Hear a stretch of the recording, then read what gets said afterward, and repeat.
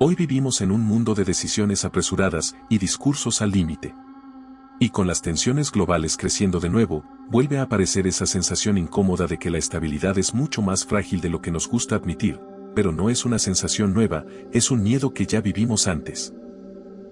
Por eso, hoy veremos algunos de los momentos más intensos y delicados en los que el mundo estuvo al borde del colapso, momentos donde no hizo falta una guerra declarada, solo bastó un error, una mala lectura o una decisión tomada segundos demasiado tarde para que todo dejara de ser estable.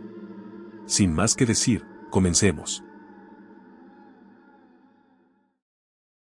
Comenzamos con el nivel 1. Durante décadas, el mundo moderno se construyó sobre una decisión técnica que parecía inofensiva. En los primeros años de la computación, cuando la memoria era limitada y costosa, los programadores optaron por guardar los años con solo 2 dígitos. No era un error, era una solución práctica porque, por ejemplo, 1974 se convertía en 74, y 1989 en 89. Nadie pensaba en el año 2000, porque esas máquinas no estaban diseñadas para llegar tan lejos, y sin embargo, llegaron. Para finales del siglo XX, esos mismos sistemas heredados seguían controlando bancos, redes eléctricas, hospitales, aeropuertos, satélites y hasta infraestructura militar. El problema era simple y aterrador ya que, cuando el calendario pasara de 99 a 00, muchas computadoras interpretarían el nuevo año como 1900. Esto no significaba solo una fecha incorrecta, sino romper la lógica completa de los sistemas, y esto, para una humanidad que ya dependía de la informática para casi todo, era grave.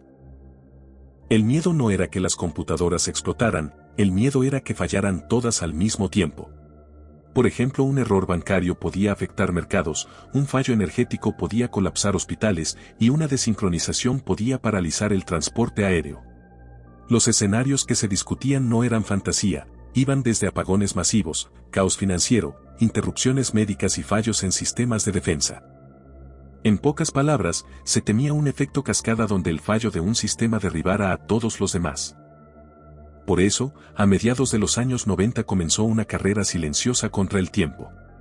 Gobiernos y corporaciones invirtieron cientos de miles de millones de dólares revisando y reescribiendo millones de líneas de código mientras los sistemas seguían funcionando. Y cuando llegó la medianoche del 31 de diciembre de 1999, el mundo celebraba, pero ingenieros y militares observaban relojes digitales esperando lo desconocido. Y sí, hubo fallos menores, errores administrativos y confusión, pero el colapso global no ocurrió. No porque el peligro fuera exagerado, sino porque fue evitado por poco. El bug del año 2000 demostró que el mundo ya dependía de sistemas invisibles y que, en silencio, la civilización había estado a un paso de colapsar sin disparar una sola bala.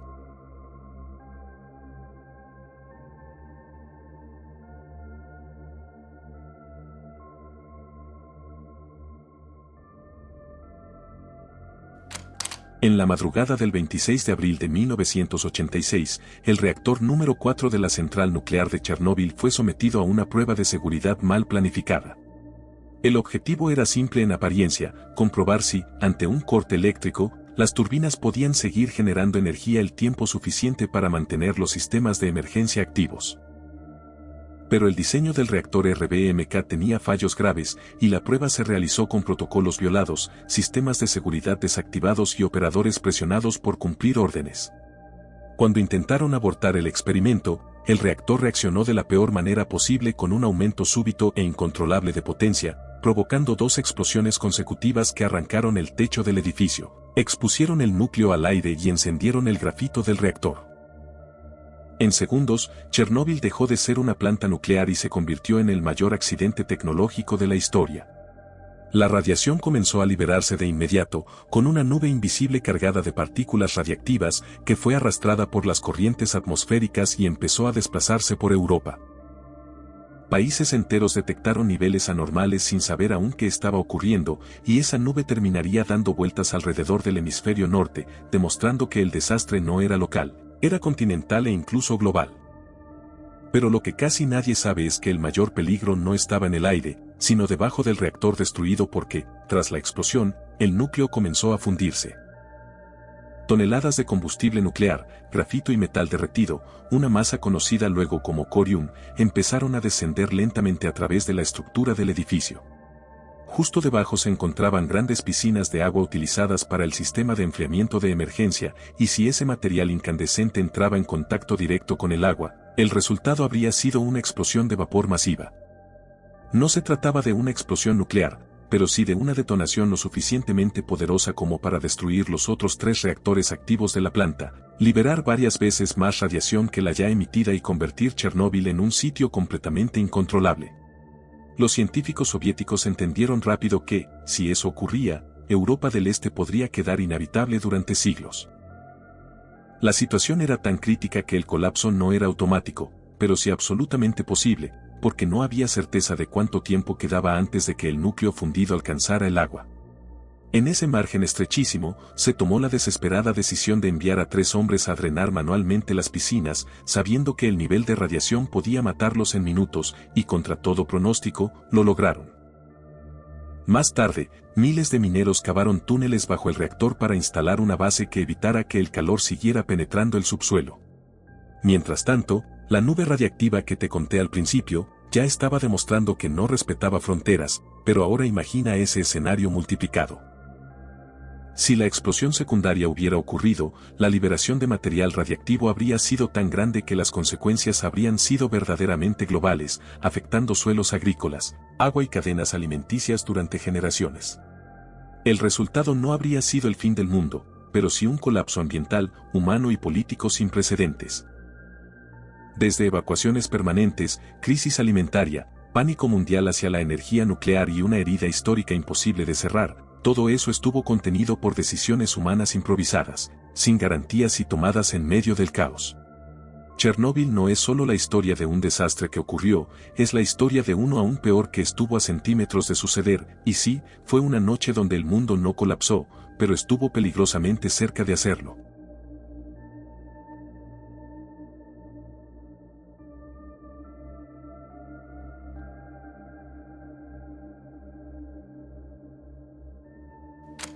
Mucha gente cree que el dinero es algo físico, algo sólido, pero la realidad es que el sistema financiero mundial se sostiene sobre un solo pilar, la confianza. Los bancos confiaban entre sí, los gobiernos confiaban en los bancos, y las personas confiaban en que su dinero seguiría existiendo mañana, pero a principios del siglo XXI esa maquinaria empezó a llenarse de grietas invisibles. En Estados Unidos, millones de hipotecas fueron otorgadas a personas que no podían pagarlas, y estos préstamos, lejos de quedarse en un solo banco, fueron empaquetados, fragmentados y vendidos como productos financieros seguros a instituciones de todo el planeta. Entidades como bancos europeos, fondos de pensiones, aseguradoras y gobiernos terminaron conectados por una red de deudas tan compleja que nadie sabía exactamente dónde estaba el riesgo real. Y claro, cuando los pagos comenzaron a fallar, la confianza se evaporó. Los bancos dejaron de fiarse unos de otros, el crédito empezó a congelarse, y entonces, en septiembre de 2008, ocurrió lo impensable cuando Lehman Brothers, uno de los bancos de inversión más antiguos y poderosos del mundo, colapsó. Hasta ese momento, el mundo financiero creía que si un banco gigante estaba a punto de caer, el gobierno lo rescataría. Por eso cuando la decisión del gobierno estadounidense fue la de no rescatar a Lehman Brothers, el mensaje implícito fue que nadie sabía a quién se iba a salvar y quizá no se salvaría a nadie. El efecto fue inmediato ya que, si un banco tan grande y conectado podía desaparecer de un día para otro, entonces cualquier institución podía ser la siguiente. Y eso, para un sistema financiero que no funciona como una máquina sino como una red de confianza, fue una parálisis absoluta. Los bancos dejaron de prestarse dinero por miedo a no recuperarlo, el crédito se congeló, empresas de todo el mundo se quedaron sin financiación para pagar sueldos o mantener operaciones básicas, y el comercio internacional comenzó a detenerse. No porque el dinero hubiera desaparecido, sino porque la confianza se rompió por completo. El verdadero abismo apareció cuando se comprendió que AIG, la aseguradora más grande del mundo, estaba a punto de caer también. AIG había garantizado billones de dólares en esos mismos productos tóxicos y si colapsaba, arrastraría consigo a bancos, fondos de pensiones y economías enteras en varios continentes. En resumidas cuentas, el sistema financiero mundial no habría entrado en recesión, habría dejado de funcionar. Por eso, esta vez, el rescate fue inmediato y masivo por parte del gobierno, ya que no se trataba de salvar a una empresa, sino de evitar un efecto dominó capaz de paralizar el planeta. Durante semanas, los mercados operaron al borde del colapso total, mientras economistas y gobiernos temían estar presenciando el inicio de algo que la historia ya conocía demasiado bien.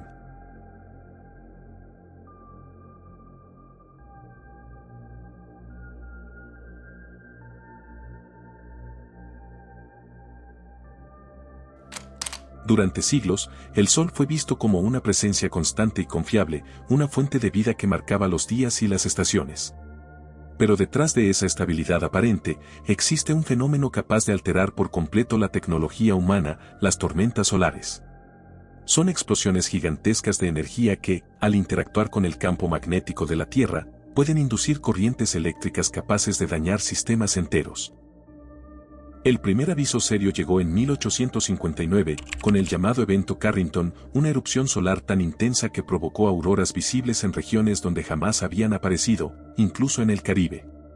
Los sistemas de telégrafo eran la tecnología más avanzada de la época y comenzaron a fallar, emitir chispas, incendiarse e incluso algunos operadores recibieron descargas eléctricas aún sin estar conectados a baterías. Todo eso ocurrió en un mundo sin redes eléctricas, sin satélites y sin internet, demostrando que el Sol podía golpear a la Tierra con una fuerza muy real y devastadora. Durante décadas, aquel episodio fue visto como una rareza histórica, pero en 1989, la ilusión de seguridad empezó a romperse. Una tormenta solar mucho más débil que Carrington impactó el planeta y puso a prueba a una civilización ya completamente dependiente de la electricidad. En cuestión de minutos, la red eléctrica de Quebec, Canadá, colapsó. 6 millones de personas quedaron sin energía durante horas en pleno invierno, con transformadores dañados, sistemas desbordados y un apagón que mostró que no hacía falta un evento extremo para causar un desastre. Bastaba con una tormenta moderada y una infraestructura moderna vulnerable. Hasta ahí, la historia parecía una advertencia clara, pero ahora llegamos al evento donde, precisamente, casi colapsamos. En julio de 2012, el Sol liberó una eyección de masa coronal de una potencia comparable al evento Carrington, una nube gigantesca de plasma y radiación que avanzó directamente por la órbita terrestre. Afortunadamente en ese momento, la Tierra aún no se encontraba en el punto exacto de su órbita por donde pasó la eyección, pero si la eyección hubiese ocurrido apenas unos días más tarde, el impacto habría sido directo. Y si el impacto hubiera ocurrido, habría golpeado de lleno satélites, redes eléctricas, sistemas de navegación, comunicaciones globales y mercados financieros.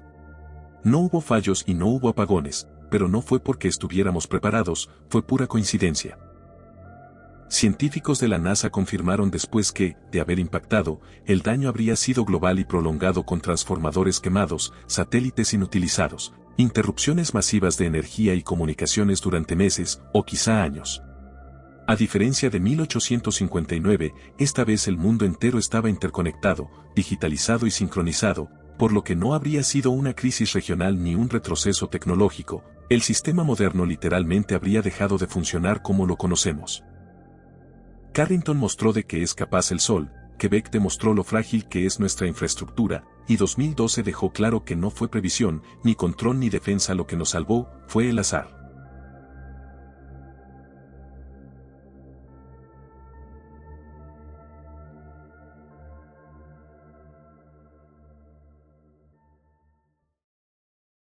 Bajamos al nivel 2. En 1978, el mundo estaba a punto de celebrar una victoria histórica. Tras siglos de muertes, epidemias y cicatrices permanentes, la viruela, una de las enfermedades más letales que ha conocido la humanidad, estaba prácticamente erradicada. Ya no circulaba libremente, ya no aparecía en hospitales ni arrasaba ciudades, y para la mayoría de las personas, la viruela era cosa del pasado. Pero ese mismo año, en la ciudad de Birmingham, en el Reino Unido, ocurrió algo que nadie creía posible. Janet Parker era una fotógrafa médica de 40 años. No era científica, no manipulaba virus y no trabajaba con patógenos peligrosos, su rutina diaria era simplemente fotografiar muestras médicas dentro del edificio de la universidad donde trabajaba, un edificio aparentemente normal, silencioso y sin señales de peligro. Pero en agosto de 1978, Janet comenzó a sentirse mal, presentando fiebre, dolores intensos y un deterioro rápido. Al principio, los médicos no sospecharon nada grave, porque tenían la certeza absoluta de que la viruela ya no existía fuera de laboratorios especializados, así que nadie la estaba buscando, pero los síntomas no cuadraban con nada conocido. Días después, llegó la confirmación que heló a todos: Janet Parker tenía viruela. La noticia era aterradora por una razón clave: si ella tenía viruela, significaba que el virus había escapado de un laboratorio, y eso era exactamente lo que había ocurrido. En el mismo edificio, un piso más abajo, funcionaba un laboratorio que conservaba muestras del virus con fines de investigación. No se trataba de un lugar clandestino ni ilegal, sino de una instalación universitaria que, con el tiempo, se descubriría que no cumplía los estándares de bioseguridad que una amenaza así exigía. Las investigaciones sugieren que el virus viajó a través de los conductos de ventilación, desde el laboratorio del profesor Henry Batson hasta el cuarto oscuro de Janet Parker, demostrando que la infraestructura era una trampa mortal. Y es que la viruela no es una enfermedad común, tiene una tasa de mortalidad cercana al 30%, se transmite con facilidad y deja secuelas permanentes en quienes sobreviven. Para 1978, además, gran parte de la población mundial ya no estaba vacunada, porque se creía que la amenaza había desaparecido. Si el caso de Janet Parker no se detectaba a tiempo, el escenario era devastador porque el virus podía haber circulado sin control durante semanas, cruzar fronteras, viajar en aviones e infectar ciudades enteras antes de que alguien entendiera qué estaba ocurriendo. No habría sido un brote local, habría sido el regreso global de una enfermedad que el mundo daba por derrotada. Al saber esto, la respuesta fue inmediata y extrema, aislando el edificio, rastreando contactos y vacunando de emergencia a cientos de personas. El brote fue contenido, pero el precio fue alto, ya que Janet Parker murió el 11 de septiembre de 1978, convirtiéndose en la última persona registrada en el mundo en morir de viruela. Además, el científico responsable del laboratorio, devastado por lo ocurrido, se quitó la vida semanas después. En 1980, la Organización Mundial de la Salud declaró oficialmente erradicada la viruela, pero el caso de Birmingham dejó la perturbadora y silenciosa advertencia de que, incluso cuando creemos haber vencido a una amenaza global, basta un solo fallo para que el mundo esté a punto de enfrentarse de nuevo al colapso sanitario absoluto.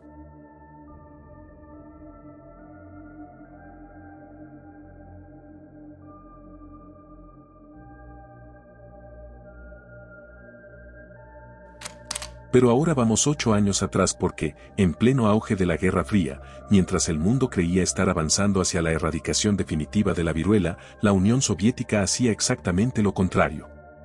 En una isla remota del mar de Aral llamada Vozrozhdeniya, funcionaba Aralsk 7, una instalación ultrasecreta dedicada al desarrollo y prueba de armas biológicas reales. Y allí no se trabajaba con simulaciones ni teorías, se liberaban patógenos vivos al aire libre para medir su alcance, su letalidad y su capacidad de contagio.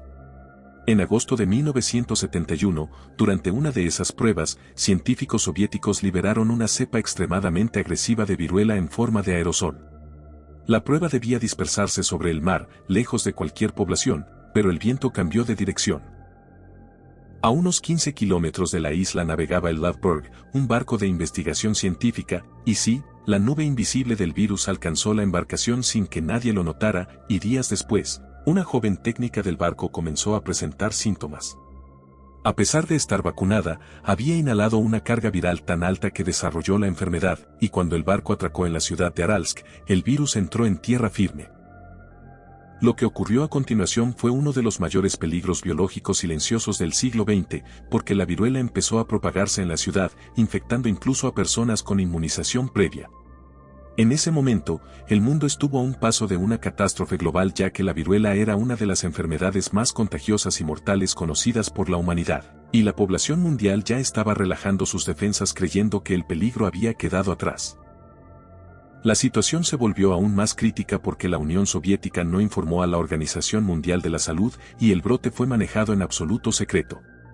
Si uno solo de los infectados hubiera abordado un tren hacia Moscú o un vuelo internacional, el virus habría escapado del control local y se habría desatado una pandemia imposible de contener en un mundo cada vez más interconectado. La KGB y el ejército sellaron Aralsk por completo, nadie entraba y nadie salía. En cuestión de días, decenas de miles de personas fueron vacunadas de emergencia, se estableció un cordón sanitario total, las pertenencias de los infectados fueron quemadas, y los cuerpos enterrados en fosas especiales cubiertas con cal para evitar cualquier riesgo de propagación. El brote fue contenido, pero no sin consecuencias porque sí hubo infectados y muertes, incluidos niños. El mundo nunca se enteró y durante más de 30 años, este incidente permaneció enterrado bajo el secreto estatal, hasta que documentos desclasificados revelaron que, en 1971, una prueba de armas biológicas soviética estuvo a punto de devolver a la humanidad una de las peores enfermedades de su historia.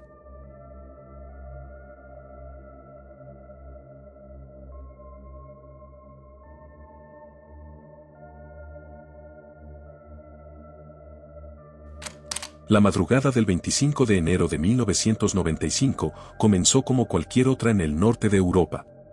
En una isla remota de Noruega, científicos se preparaban para lanzar un cohete de investigación atmosférica con el objetivo de estudiar las auroras boreales, un fenómeno natural causado por la interacción entre el viento solar y el campo magnético de la Tierra. No era un arma, y no llevaba explosivos, era ciencia pura. Pero a miles de kilómetros de allí, en los sistemas de alerta temprana de Rusia, algo apareció de repente en las pantallas. Rusia estaba en pleno caos post-soviético, con instituciones desorganizadas, cadenas de mando rotas y sistemas heredados de la Unión Soviética funcionando a medias. Así que para ellos, un objeto se elevaba desde el norte con una trayectoria perfecta, velocidad extrema y un perfil idéntico al de un misil balístico nuclear lanzado desde un submarino estadounidense. Para los operadores rusos, no había aviso previo y no había contexto, solo sabían que algo acababa de despegar hacia su espacio aéreo. El pánico no fue inmediato, fue mecánico, y los sistemas hicieron lo que fueron diseñados para hacer. Cuando el cohete comenzó a separarse en etapas, los radares lo interpretaron como el despliegue de múltiples ojivas nucleares, una señal típica de un ataque diseñado para cegar defensas antes del impacto final, y con eso, la alerta subió de nivel. Por primera vez en la historia, el maletín nuclear ruso, conocido como el Chehet, fue activado. El presidente de ese momento, Boris Yeltsin, fue informado de que Rusia podía estar bajo un ataque nuclear real, y había menos de 10 minutos para decidir si responder con un lanzamiento masivo de misiles antes de que cualquier ataque enemigo alcanzara su objetivo. Durante esos minutos, el mundo quedó suspendido en una decisión humana. Los militares rusos observaron la trayectoria con desesperación, esperando una confirmación que no llegaba, y entonces, algo no encajó. El objeto no se dirigía hacia Moscú ni hacia ninguna base estratégica, continuaba su ascenso y luego se alejaba, cayendo hacia el océano. La alarma fue cancelada segundos antes de que el sistema entrara en fase irreversible, y no hubo explosiones y no hubo comunicados de emergencia, así que el mundo nunca supo lo cerca que estuvo del desastre. El cohete noruego cayó al mar, los científicos recogieron sus datos sobre auroras y la historia quedó enterrada durante años en informes militares. Pero durante unos minutos, la humanidad dependió de que alguien decidiera esperar en lugar de obedecer una máquina.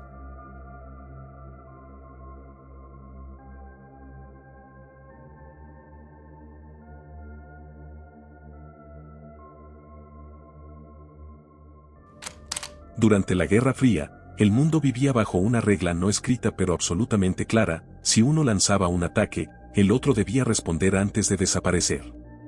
No había espacio para la duda ni para la reflexión moral, esa lógica llevaba a una destrucción mutua asegurada y convertía a la humanidad entera en rehén de relojes, radares y decisiones tomadas en minutos. En ese tablero, existía un hombre cuya función era recibir la peor llamada posible. Zbigniew Brzezinski, asesor de seguridad nacional del presidente Jimmy Carter, era el encargado de despertar al presidente si el mundo estaba a punto de terminar. Y la madrugada del 9 de noviembre de 1979, a las 3 de la madrugada, ese teléfono sonó. Desde el NORAD, el Centro de Defensa Aeroespacial de Estados Unidos, le informaron que los sistemas de alerta temprana acababan de detectar un lanzamiento masivo de misiles desde la Unión Soviética. No se trataba de un ataque limitado ni de una provocación, los monitores mostraban alrededor de 2.200 misiles balísticos intercontinentales dirigiéndose hacia territorio estadounidense. Ese era el escenario final, el tipo de ataque que no se simula en discursos ni se menciona en público, el ataque que activaba automáticamente la cadena nuclear. Según los protocolos, Brzezinski debía despertar al presidente para autorizar la respuesta inmediata y el tiempo estimado antes del impacto sobre Washington era de menos de 10 minutos, pero después de eso no habría país que gobernar. Brzezinski pidió confirmación y minutos después llegó una segunda llamada, pero los datos seguían siendo los mismos. El ataque parecía real, los sistemas no mostraban dudas, los radares no titubeaban y el mundo, en los monitores, ya estaba en guerra. En ese punto, Brzezinski hizo algo que ningún manual podía enseñarle: esperar. Años después confesaría que, durante esos minutos, tomó la decisión de no despertar a su esposa, ya que si el ataque era real, prefería que ella y sus hijos murieran dormidos, sin saber que el mundo se estaba acabando. Y justo cuando levantaba el teléfono para contactar al presidente, llegó una tercera llamada. Otros sistemas de radar, independientes del primero, no detectaban absolutamente ni un solo misil, no había trayectorias y no había confirmación cruzada. Al final todo era una falsa alarma causada por un técnico que, por error, había introducido en la computadora central del NORAD una cinta de entrenamiento, una simulación extremadamente realista de un ataque nuclear soviético. El sistema la procesó como si fuera una información auténtica y activó la alerta máxima, así que durante minutos, la infraestructura nuclear de Estados Unidos reaccionó como si la guerra ya hubiera comenzado. Pero aunque el ataque era falso, la respuesta fue real, ya que bombarderos nucleares despegaron, los hilos de misiles entraron en estado de lanzamiento y el avión del día del juicio final se preparó para volar. El mundo estuvo a una llamada telefónica de iniciar una guerra nuclear total, no por odio, ni por estrategia ni por un enemigo real, sino por una cinta mal colocada. No fue la tecnología la que salvó al planeta esa noche, fue un hombre que decidió esperar unos minutos más antes de marcar un número, y en la era de la destrucción mutua asegurada, eso fue suficiente para evitar el fin del mundo.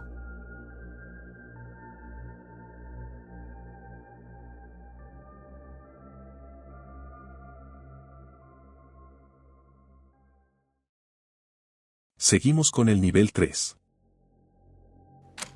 En 1962, en plena Guerra Fría, Estados Unidos decidió probar algo que nunca antes se había intentado: detonar una bomba nuclear en el espacio. El experimento se llamó Starfish Prime, y la ojiva detonada tenía una potencia de 1,4 megatones, más de 100 veces la bomba de Hiroshima. No explotó sobre una ciudad ni sobre el océano, sino a unos 400 kilómetros de altitud, en la órbita baja de la Tierra. La idea era comprobar si una explosión nuclear en el espacio podía inutilizar satélites enemigos y afectar sistemas electrónicos a gran escala, y cuando la bomba explotó, no hubo una onda expansiva tradicional y no hubo ciudades destruidas, pero lo que ocurrió después fue mucho más inquietante. Desde Hawái, a 1450 kilómetros de distancia, el cielo se iluminó como si hubiera amanecido de golpe siendo apenas las 11 de la noche, pero la detonación también generó un pulso electromagnético masivo con consecuencias inmediatas. Unas 300 farolas se apagaron de golpe, fusibles se fundieron y las líneas telefónicas colapsaron, todo en un territorio que no estaba siendo atacado, simplemente estaba dentro del alcance invisible de la explosión. Y eso fue solo lo que se pudo ver, pero lo verdaderamente grave ocurrió fuera de la vista. La explosión creó cinturones artificiales de radiación, similares a los cinturones de Van Allen naturales que rodean la Tierra, pero estos eran distintos ya que no estaban ahí por la naturaleza, sino por una bomba nuclear humana. Esos cinturones atraparon partículas altamente energéticas que permanecieron en el espacio durante meses, y satélites que parecían funcionar con normalidad empezaron a fallar uno tras otro, paneles solares se degradaron, sistemas electrónicos colapsaron y varias misiones espaciales quedaron inutilizadas. La infraestructura espacial de la época fue dañada sin que nadie entendiera del todo por qué, hasta que fue demasiado tarde. Y aquí aparece el verdadero casi colapso, porque aunque ya se habían realizado pruebas pequeñas en la órbita, Starfish Prime era un salto de escala brutal que los científicos no terminaban de comprender. Si Estados Unidos no hubiera detectado a tiempo la gravedad de esos daños invisibles en Hawái y en sus propios satélites, el siguiente paso lógico habría sido normalizar el uso de megatones en el espacio. Piénsalo por un momento, si la carrera tecnológica hubiera seguido ese camino de potencia extrema, habrían saturado la magnetosfera de la Tierra con una radiación artificial tan densa que hoy el espacio sería una zona muerta. No habríamos tenido GPS, ni Internet global, ni posibilidad de salir del planeta, prácticamente habríamos quedado atrapados bajo una jaula radiactiva creada por su propia arrogancia. El mundo no colapsó solo porque este experimento fue lo suficientemente desastroso como para asustar a ambas superpotencias. Los daños fueron tan evidentes que, apenas un año después, se firmó el tratado que prohibió estas locuras para siempre, deteniendo una escalada que estaba a punto de hacer que el entorno espacial fuera permanentemente inhabitable.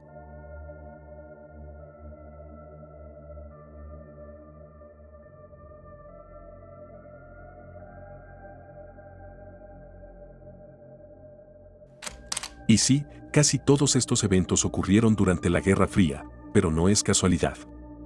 Fue una época en la que el mundo no se sostenía por la estabilidad, sino por el miedo constante a cometer un error. Y si hay un episodio que demuestra hasta qué punto ese miedo podía volverse absurdo y letal al mismo tiempo es este. Septiembre de 1983 fue uno de los meses más tensos de toda la Guerra Fría ya que, apenas semanas antes, la Unión Soviética había derribado el vuelo 007 de Korean Air, un avión comercial que había ingresado por error en su espacio aéreo. Murieron 269 personas, incluyendo ciudadanos estadounidenses, por lo que el mundo reaccionó con furia, y en Moscú se instaló la peligrosa convicción de que Estados Unidos podía estar buscando un pretexto para responder militarmente. Y esa paranoia no era abstracta, había misiles estadounidenses desplegados en Europa, ejercicios militares cada vez más realistas y una sensación creciente de que un ataque preventivo era posible. En el Kremlin no se esperaba la paz, se esperaba el primer golpe. Y para no ser tomada por sorpresa, la Unión Soviética había puesto en funcionamiento un sistema de alerta temprana llamado OCO, una red de satélites diseñada para detectar lanzamientos de misiles nucleares desde territorio estadounidense. Su lógica era que si el sistema detectaba un ataque, había que responder de inmediato, no para ganar, sino para asegurarse de que el enemigo también desapareciera. La madrugada del 26 de septiembre de 1983, Stanislav Petrov estaba de guardia en el centro de mando. Petrov no era un héroe ni un disidente, era un oficial técnico, un ingeniero cuya tarea era vigilar pantallas y seguir protocolos, hasta que las alarmas se encendieron. El sistema OCO indicaba que un misil nuclear había sido lanzado desde Estados Unidos, pero segundos después, la información se actualizó y no era uno, eran 5 misiles balísticos en ruta hacia la Unión Soviética. El protocolo era claro, Petrov debía reportar el ataque como real y ese aviso habría escalado directamente al liderazgo soviético, que tendría apenas minutos para decidir si lanzaba un contraataque nuclear masivo antes de que sus propias ciudades fueran destruidas. No había espacio para verificar demasiado, el sistema existía precisamente para eliminar la duda humana, pero Petrov dudó. 5 misiles no encajaban, porque un primer ataque real no sería limitado ni simbólico, sería total, devastador y diseñado para aniquilar al enemigo. Además, los radares terrestres aún no confirmaban nada, solo los satélites veían el supuesto lanzamiento. Fue entonces cuando Petrov entendió algo crucial, el sistema estaba funcionando como había sido diseñado, pero eso no significaba que estuviera en lo correcto. Si reportaba el ataque y era falso, iniciaría una guerra nuclear por un error técnico, pero si no lo reportaba y era real, su país sería destruido sin responder. Ningún manual lo preparaba para esa decisión, y contra toda instrucción, Petrov informó que se trataba de una falsa alarma. Apostó su carrera, su libertad y posiblemente su vida a una intuición que no figuraba en ningún protocolo militar.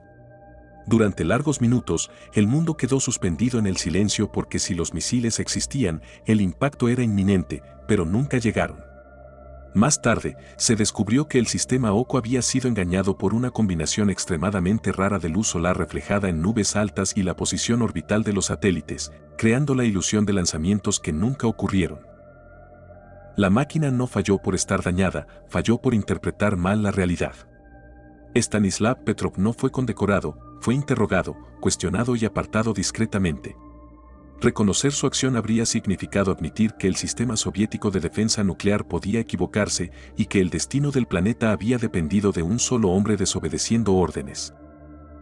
Y ahí está lo más inquietante de este caso, el mundo no se salvó porque los sistemas funcionaran bien, se salvó porque, en medio de la paranoia, alguien decidió pensar cuando todo estaba diseñado para reaccionar.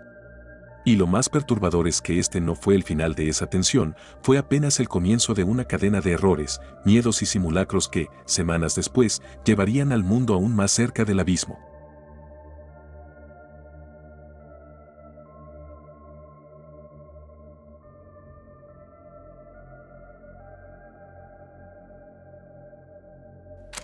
Después del incidente del vuelo 007 de Korean Air y de la noche en la que Stanislav Petrov decidió no iniciar una guerra nuclear por una falsa alarma, la Unión Soviética no volvió a sentirse segura. Para Moscú, 1983 no era un año más de la Guerra Fría, era la confirmación de que algo se estaba moviendo. La dirigencia soviética estaba convencida de que Estados Unidos podía intentar un primer ataque preventivo, porque había misiles estadounidenses desplegados en Europa, discursos cada vez más agresivos desde Washington y, lo más inquietante, una sensación constante de que el enemigo estaba probando los límites del sistema soviético. En ese clima de paranoia real, no teórica, la OTAN inició en noviembre de 1983 un ejercicio militar llamado Eagle Archer 83. Sobre el papel, era solo un simulacro, pero en la práctica, fue algo completamente distinto ya que no se parecía a los ejercicios anteriores. Por primera vez, se usaron comunicaciones cifradas reales, se impuso silencio de radio, se simularon movimientos auténticos de líderes políticos y se recreó, paso a paso, el proceso completo para autorizar el uso de armas nucleares. Desde fuera, no parecía un entrenamiento, parecía la preparación de un ataque real y la Unión Soviética estaba observando. Desde Moscú, Eagle Archer encajaba demasiado bien con sus peores temores porque, para los analistas soviéticos, podrían estar fingiendo un ejercicio mientras se preparaba un primer golpe nuclear. La reacción fue inmediata pero silenciosa, ya que la Unión Soviética elevó sus niveles de alerta, preparó bombarderos con armas nucleares, puso misiles balísticos en estado operativo y movilizó fuerzas en Europa del Este. El aparato nuclear soviético dejó de estar en vigilancia pasiva y pasó a una movilización táctica real, acercándose peligrosamente al punto de lanzamiento. Mientras en Occidente los oficiales seguían el guión de un simulacro, al otro lado del telón de acero se debatía si aquello era el inicio del fin, y durante días el mundo avanzó minuto a minuto hacia una guerra que nadie había decidido iniciar, pero que podía comenzar por un error de interpretación. La catástrofe no se evitó por un sistema perfecto, sino por una grieta en la lógica del miedo. Algunos mandos de inteligencia soviéticos comenzaron a notar que, si realmente se preparaba un ataque nuclear, la vida cotidiana en Occidente no reflejaba ese escenario, porque no había evacuaciones, no había pánico civil y no había señales visibles del fin del mundo. En un acto que desafió la doctrina militar de la época, decidieron desconfiar de sus propios sistemas y no dieron la señal definitiva, eligiendo creer que lo que veían era un error de cálculo y no el inicio de una guerra nuclear. Eagle Archer 83 terminó sin que nadie en Occidente supiera lo cerca que estuvo el colapso, pero lo más inquietante vino después. Cuando el presidente Ronald Reagan recibió los informes de inteligencia meses más tarde, quedó profundamente impactado. Descubrió que un simple ejercicio militar había llevado al enemigo a creer, de forma genuina, que Estados Unidos estaba a punto de lanzar un ataque nuclear. Reagan entendió entonces algo que sus generales no habían dimensionado: el mundo no estaba al borde del abismo por maldad, sino por miedo, y que, en un planeta armado hasta los dientes, incluso un simulacro podía convertirse en la chispa final.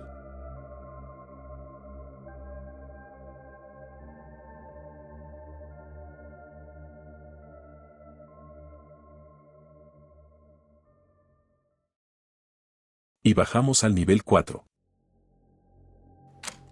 Ahora viajemos un poco más atrás en el tiempo, porque si las tensiones de los años posteriores fueron brutales, lo que ocurrió a comienzos de la década de los 60 demuestra que el mundo estuvo a punto de colapsar sin enemigos, sin amenazas externas y sin decisiones políticas conscientes. En la madrugada del 24 de enero de 1961, un bombardero estratégico B-52 de la Fuerza Aérea de Estados Unidos volaba sobre Carolina del Norte. No estaba en combate ni en una misión secreta de ataque, eran bombarderos armados con armas nucleares que patrullaban continuamente, listos para responder si la guerra estallaba, parte de una rutina que hoy parece absurda pero que para ese entonces era normal.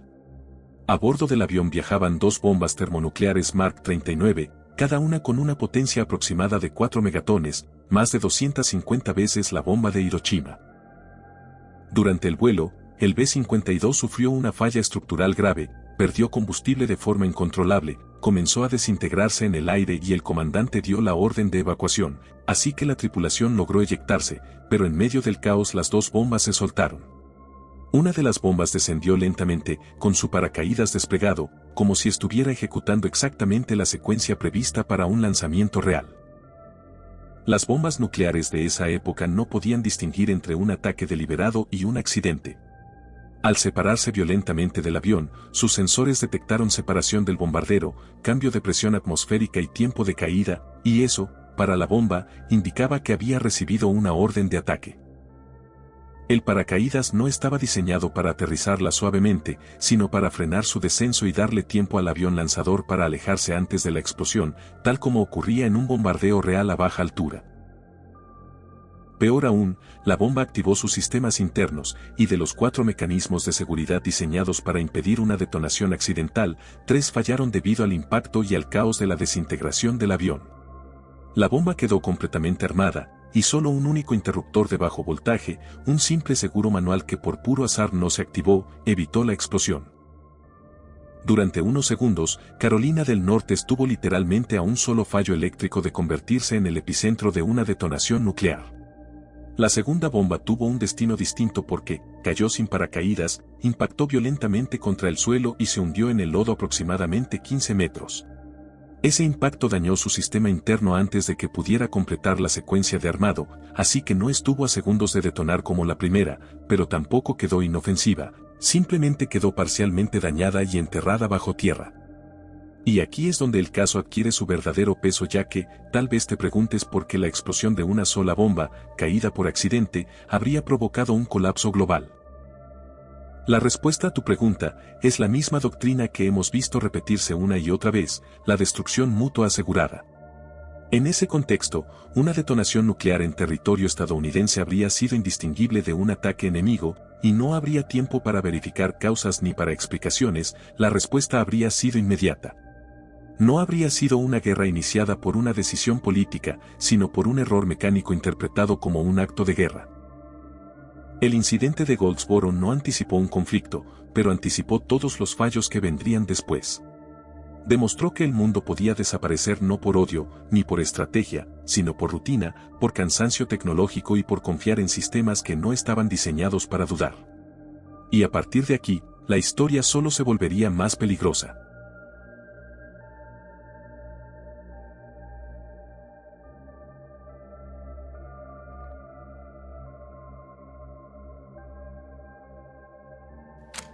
Después de Goldsboro, uno podría pensar que el mayor peligro estaba en las máquinas fallando sin control.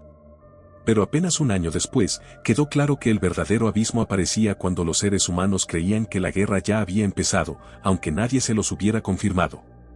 En octubre de 1962, bajo las aguas del Caribe, el submarino soviético B-59 avanzaba en completo silencio. No navegaba en una misión cualquiera, estaba cerca de Cuba, en medio de una crisis que había llevado a las dos superpotencias al borde del enfrentamiento directo. En la superficie, el mundo contenía la respiración, y bajo el océano, nadie sabía si esa respiración ya se había detenido. El B-59 llevaba días sin contacto con Moscú, las radios no funcionaban y las órdenes eran mantenerse ocultos y asumir lo peor si el enemigo atacaba, algo ambiguo y aterrador si lo piensas. Dentro del submarino, las condiciones eran extremas con las baterías casi agotadas, el aire escaso, temperaturas sofocantes y una tripulación exhausta, atrapada en un tubo de acero sin ventanas, sin noticias y sin certezas. Pero entonces llegaron las explosiones desde la superficie, cuando la Marina estadounidense lanzó cargas de profundidad. No eran ataques reales, sino señales para obligar a los submarinos soviéticos a emerger, pero el B-59 no tenía forma de saberlo. Para quienes estaban dentro, aquello no era una advertencia, sonaba exactamente como el inicio de una guerra. El capitán del submarino, Valentín Savitsky, llegó a una conclusión tan aterradora como lógica desde su situación: si estaban siendo atacados, la guerra ya había comenzado, y si la guerra ya había comenzado, morir sin responder no tenía sentido. El B-59 no era solo un submarino convencional, llevaba a bordo un torpedo nuclear, con una potencia suficiente para destruir varios buques estadounidenses y provocar una respuesta inmediata. No era un arma defensiva, era una sentencia de escalada total, y entonces Valentín dio la orden. El torpedo fue preparado, pero había una última barrera porque, para lanzar esa arma, no bastaba una sola decisión, el protocolo exigía 3 autorizaciones simultáneas. El capitán dio la suya, el oficial político también, ambos convencidos de que el mundo ya estaba en guerra. Pero faltaba una voz, la de Vasily Arkhipov. Arkhipov no era un idealista ni un pacifista, era un oficial soviético disciplinado, entrenado para obedecer, pero también entendía algo que los manuales no contemplaban. Entendía que no había confirmación real de que la guerra hubiera comenzado, ya que no había órdenes de Moscú y no había pruebas concluyentes, solo había explosiones, miedo, calor y suposiciones. La discusión dentro del submarino fue intensa, el ambiente era insoportable y cada segundo parecía confirmar que estaban bajo ataque, pero aún así, Arkhipov se mantuvo firme y se negó a autorizar el lanzamiento. No porque supiera que el mundo seguía en paz, sino porque no estaba dispuesto a ser quien convirtiera una suposición en el fin de la humanidad. Finalmente, el capitán cedió y el submarino emergió. Y ya en la superficie no había guerra, no había misiles y no había ciudades ardiendo, la crisis de los misiles de Cuba continuaba, pero el mundo seguía existiendo. Durante décadas, este episodio permaneció oculto, y al igual que ocurrió con Stanislav Petrov años después, Arkhipov no recibió medallas, ni homenajes ni reconocimiento inmediato.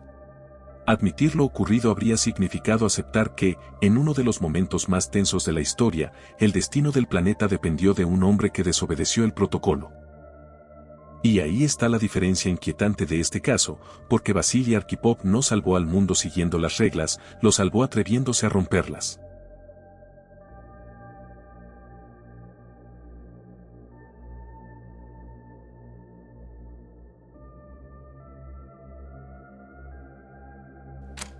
Y para finalizar, hay algo que no podemos ignorar. Si el incidente del submarino B-59 casi desató una guerra nuclear desde las profundidades del océano, entonces es obligatorio hablar de eso que estaba ocurriendo en la superficie, eso que empujó a hombres como Vasily Arkhipov a situaciones donde cualquier decisión era incorrecta. En octubre de 1962, en Washington, los analistas de inteligencia observaban unas fotografías aéreas tomadas sobre Cuba. No son claras, no son nítidas, pero son suficientes porque en las imágenes aparecen estructuras alargadas, rampas y sombras que no deberían estar allí. Tras horas de silencio, alguien dice en voz alta que la Unión Soviética estaba instalando misiles nucleares en Cuba, y para Estados Unidos, esto no era una provocación simbólica. Era una alteración total del equilibrio estratégico, ya que eran misiles a pocos minutos de ciudades como Washington, Nueva York o Miami, sin tiempo de respuesta y sin margen de error. John F. Kennedy reunió a su círculo más cercano, desde generales, asesores y jefes de inteligencia. Y en esa reunión surgieron opciones sobre la mesa claras y brutales: o bombardeaban Cuba, invadían la isla o aceptaban que el enemigo ha ganado una ventaja irreparable. Y no, acá nadie habla de diplomacia como primera opción, simplemente porque nadie cree realmente que el otro bando retrocederá. Mientras tanto, en Moscú, Nikita Khrushchev observa el mismo tablero desde el lado opuesto. Para la Unión Soviética, los misiles en Cuba son una respuesta tardía porque Estados Unidos ya había rodeado a la Unión con armas nucleares en Turquía y Europa, así que, desde su perspectiva, no estaban escalando el conflicto, estaban equilibrándolo. Y así comienza la cuenta regresiva, porque Estados Unidos anunció un bloqueo naval, una palabra cuidadosamente elegida para evitar llamar a las cosas por su nombre, un acto de guerra. Los buques soviéticos avanzaban hacia el Caribe, los submarinos nucleares patrullaban bajo el océano incomunicados y sin saber si la guerra ya había comenzado, y los aviones armados con bombas nucleares despegaban diariamente, esperando órdenes que podrían no llegar nunca. En ese contexto ocurre el incidente del B-59, y acá te das cuenta de que no fue un error aislado, fue el resultado de un sistema saturado de tensión, miedo e información incompleta, pero ese no fue el único. Durante esos 13 días, un avión espía U-2 es derribado sobre Cuba, otro U-2 se pierde y entra accidentalmente en espacio aéreo soviético, y en ambos casos, los mandos militares presionan para responder. Los protocolos existen, las respuestas están escritas y todo está listo para funcionar como fue diseñado, pero el diseño era el problema. Kennedy comienza a desconfiar de sus propios generales, Khrushchev envía mensajes contradictorios, uno conciliador y otro amenazante, y las decisiones se toman con horas de retraso sobre información incompleta y suposiciones peligrosas. En más de una ocasión, ambos bandos creen que el otro ya ha decidido atacar, y la guerra nuclear no se evita porque alguien tenga el control absoluto, se evita porque nadie lo tiene. Finalmente, se alcanza un acuerdo silencioso, y los misiles soviéticos son retirados de Cuba. Estados Unidos, en secreto, retira los suyos de Turquía sin victoria ni celebración, y el mundo no se entera de lo cerca que estuvo de desaparecer. La crisis de los misiles de Cuba no terminó con un triunfo, sino con la revelación de que el sistema que debía garantizar la paz mundial estaba construido sobre errores humanos, fallos técnicos y la esperanza de que alguien, en algún punto, se detuviera a pensar. Y lo más inquietante no es que sobrevivimos, es que lo hicimos por muy poco.